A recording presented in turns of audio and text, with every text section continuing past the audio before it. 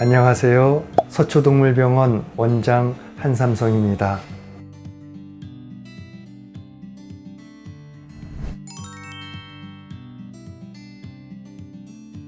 강아지들이 걸리는 피부염에는 크게는 감염성 피부염과 알러지성 피부염으로 나눌 수 있는데요. 감염성 피부염에는 세균성 피부염, 진균성 피부염, 기생충성 피부염으로 나눌 수 있으며, 알러지성 피부염은 식이성 알러지 그리고 흡인성 아토피로 나눌 수 있습니다. 이번 시간에는 이러한 피부염에 관해 이야기 나눠보겠습니다. 감염성 피부염은 다양한 원인에 의해 감염돼 피부에 염증이 발생하는 질병입니다. 세균이나 곰팡이균은 평상시 개의 피부에 존재하지만 그 자체로는 피부염을 유발하지 않습니다. 다만 다양한 원인으로 과증식하면 피부에 염증을 부를 수 있습니다. 감염성 피부염을 부르는 원인으로는 청결하지 못한 환경이나 알러지성 피부염, 호르몬 질환과 같은 기저질환이 꼽히므로 기저질환 관리와 함께 환경 개선이 필요합니다. 세균성 피부염은 상처가 나는 등 건강하지 않은 피부에 포도상구균 등의 세균이 침투해 감염됩니다. 곰팡이는 귀에서 외이염을 악화시키거나 발가락 사이에서 과증식해 지간염의 형태로 나타납니다. 증상으로는 대부분 염증을 부르고 피부가 붉게 변하며 가려움증을 동반합니다. 세균성 피부염은 피부 안 근막에까지 감염되면 괴사성 근막염으로도 이어질 수 있습니다. 진균은 귀에서 증식하면 귀지가 축축해지면서 귀에 신내가 날 수 있습니다. 또한 지간염은 발가락 사이에 가려움증을 느끼며 수시로 발을 핥는 증상을 보이곤 합니다. 세균과 진균 감염은 미생물 배양 검사를 진행하여 원인균을 진단하여서 적절한 약물을 처방하고 약용 샴푸를 이용해 몸을 씻겨서 살균 치료를 해줍니다. 세균성 또는 곰팡이성 피부염을 예방하기 위해서는 평소에 기저질환을 관리하며 청결을 유지할 수 있도록 해야 합니다. 기생충성 피부염의 원인 중 하나는 바로 모낭충입니다. 모낭충은 사람을 포함한 포유류의 모낭에 숨어 탈모와 염증 등을 유발할 수 있습니다. 강아지의 피부에서 비정상적으로 증식하는 경우 얼굴과 발끝에 탈모와 함께 피부색이 까맣게 변할 수 있습니다. 면역력이 떨어지는 어린 강아지 또는 노령 강아지, 호르몬 질환이 있는 강아지에게 발생할 수 있습니다. 또 다른 원인 중 하나는 개선충증이라고도 불리는 오음 진드기입니다. 가장 대표적인 증상은 소양감입니다. 오음 진드기가 있는 강아지는 귀끝이나 피부를 살짝만 건드려도 세차게 긁으려고 하는 모습을 보이는 것이 특징입니다. 모낭충과 오음 진드기는 현미경 검사를 통해서 진단할 수 있습니다. 기생충성 피부염의 진단과 치료를 위해 꼭 필요한 과정이기 때문에 만약 의심된다면 반드시 검사를 받아보셔야 합니다.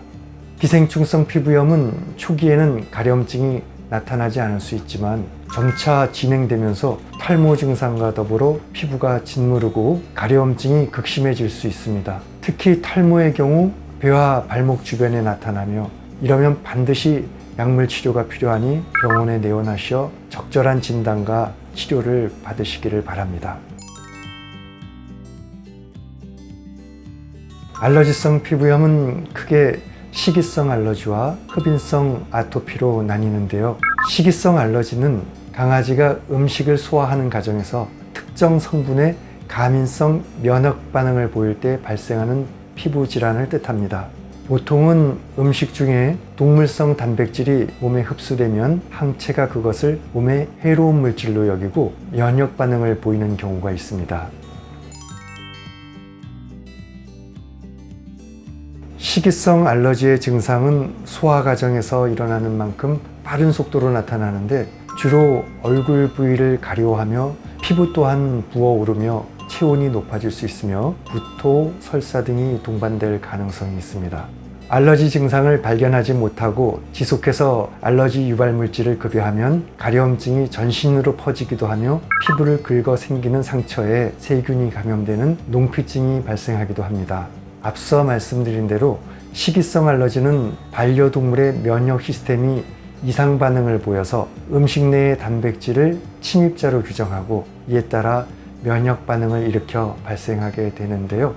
반려동물에게 식이성 알러지를 일으킬 수 있는 가장 흔한 재료로는 유제품과 소고기, 돼지고기, 닭고기 등이 있습니다. 반려견의 식이성 알러지를 치료하기 위해서는 알러지 유발 물질을 제외하고 식사를 급여하는 방법을 택할 수 있습니다. 시중에는 알러지 반응을 피하는 처방 사료가 있으므로 수의사와 상의한 뒤 처방 사료를 급여할 수 있습니다.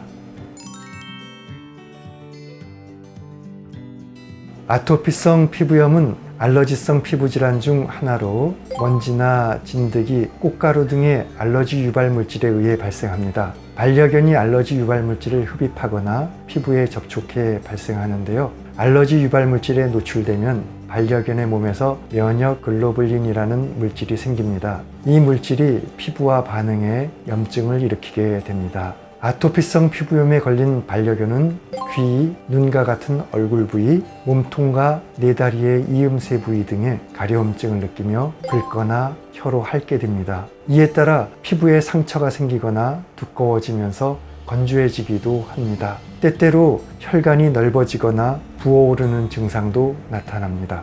아파트 등에서 실내 생활을 하는 우리나라의 반려견은 대부분 진먼지 진드기에 의해 아토피성 피부염이 발생합니다. 흡인성 아토피는 완치는 불가능하며 증상을 완화하는 치료를 받게 됩니다. 그동안 스테로이드 성분이 담겨있는 부신피질 호르몬 약을 주로 사용해 왔으나 최근에는 스테로이드 성분을 제외한 아토피성 피부염 약물이 개발되어 삶의 질이 현저히 개선되었습니다. 피부질환은 다양한 원인에 의해서 발생하고 다양한 증상이 나타나기 때문에 보호자분께서 조금이라도 이상을 발견하시면 병원을 방문하시는 것이 좋습니다. 이상 피부질환에 대해서 말씀드렸습니다. 감사합니다.